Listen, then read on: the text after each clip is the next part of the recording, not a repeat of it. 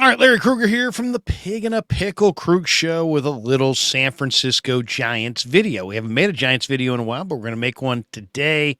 And of course, we're brought to you by Pig in a Pickle, two locations, Emeryville and Corte Madera. They're open 7 days a week from 11 a.m. till 8 p.m. or until they run out.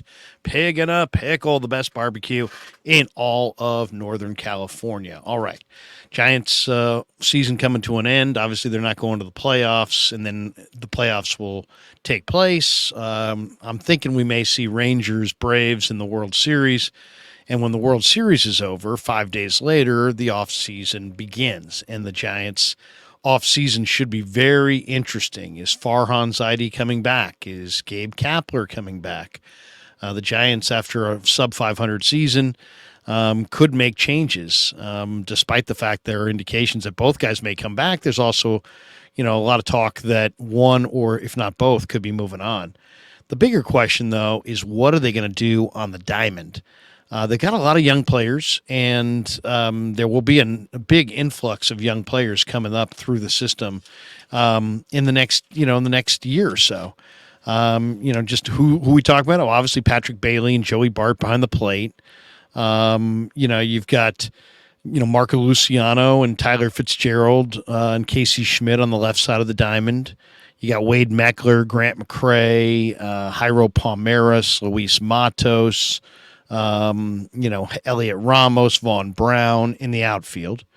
And then on the mound, obviously, Kyle Harrison, who you saw this year, Carson Whisenhunt.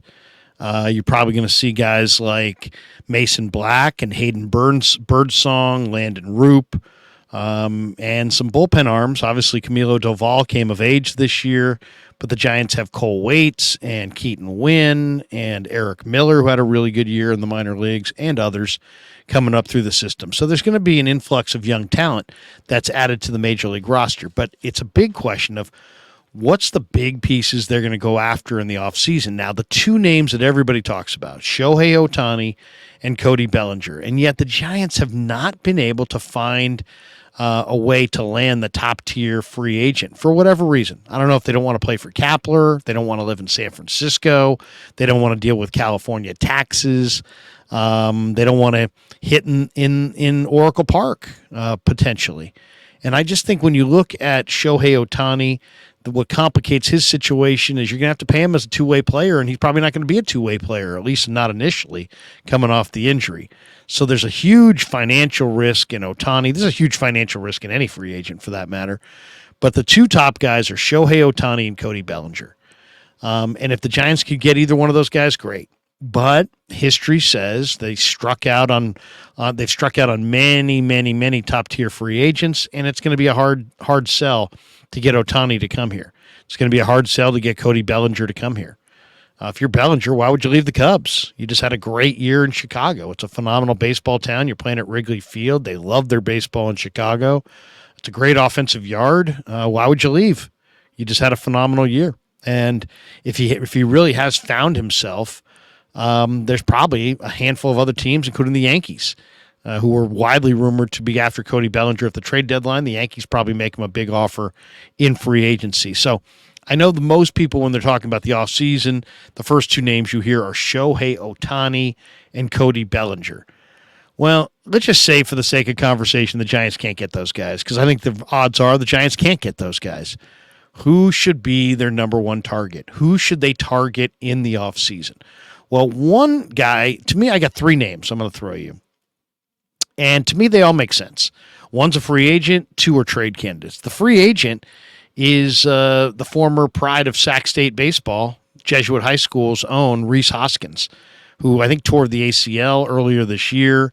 But if you go back to 2022, he hit 246, which is not great, 333 on base, which is pretty good.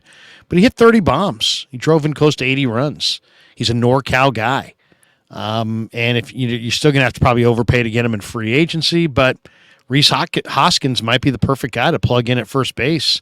And you can play Wade behind him or move Wade to the outfield. And Hoskins, as a NorCal guy, maybe he wants to come home. He probably grew up rooting for the Giants.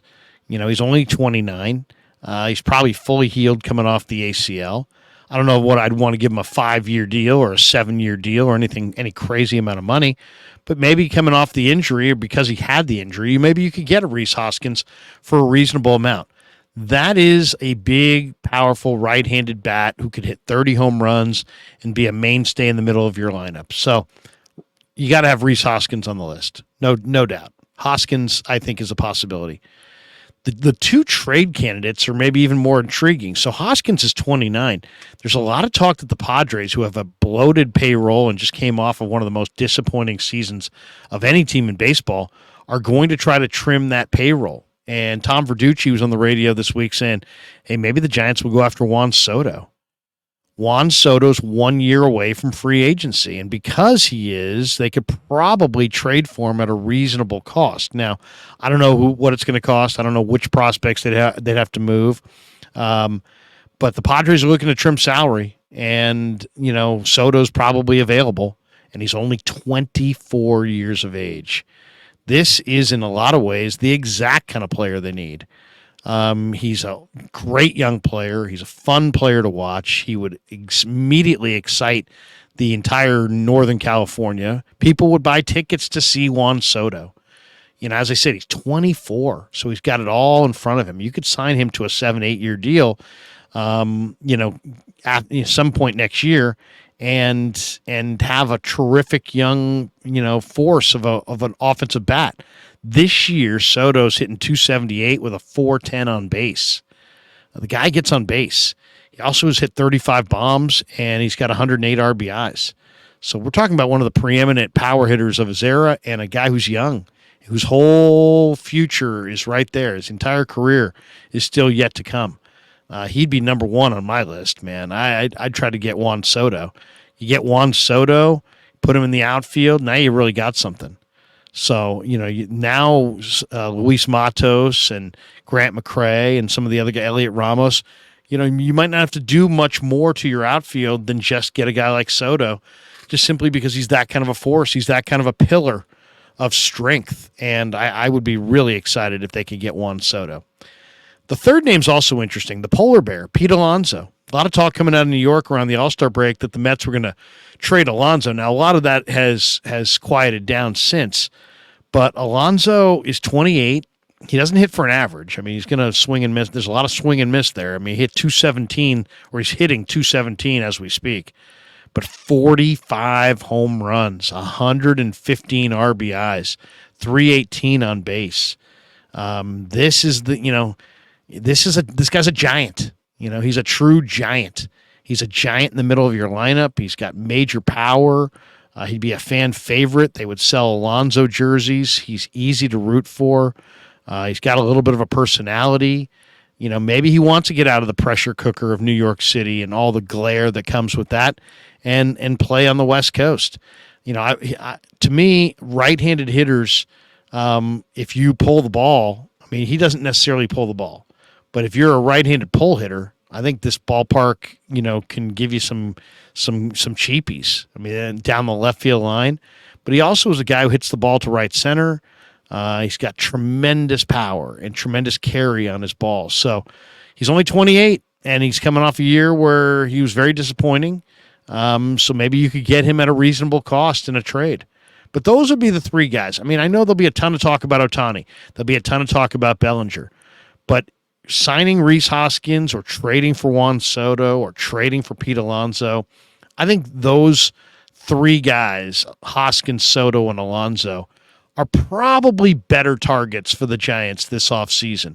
Yeah, you can talk about Ohtani, but the risk is monumental because you're going to have to pay him like the special two-way talent that he is, and you don't know when he's going to pitch again. And when he does pitch, you don't know what it's going to look like. And then, as far as Bellinger's had some really lean years. He had a real bounce back year in Chicago. What if he regresses back to what he was the last couple of years? Now you've paid him huge money, and you're sitting there with a player that has had some kind of an uneven arc. Let's just say that production wise. So if you're a Giants fan, those are the three names. I mean, those are the five guys that I think people will be talking about the most. Ohtani and Bellinger and Hoskins in free agency, Soto and Alonso in a potential trade. I would bypass Ohtani and Bellinger. I don't even have bypass. I just don't think the Giants are going to get him. I think other teams will make good offers, and those guys will choose to go elsewhere. But Hoskins is interesting because he is a Jesuit high school guy. He is a Sacramento guy. He did go to Sac State. You probably could get him to sign here. And then Juan Soto, the Padres are looking to cut payroll. Alonso supposedly on the block. Both those guys are the kinds of guys that would move the needle. And if you could wind up this offseason, just bringing back a lot of your young players, but you could sign a Hoskins and trade for Soto or Alonso, not both. And if you have Hoskins, you probably don't even want Alonso because they play the same spot. But how about Hoskins and Juan Soto as an offseason?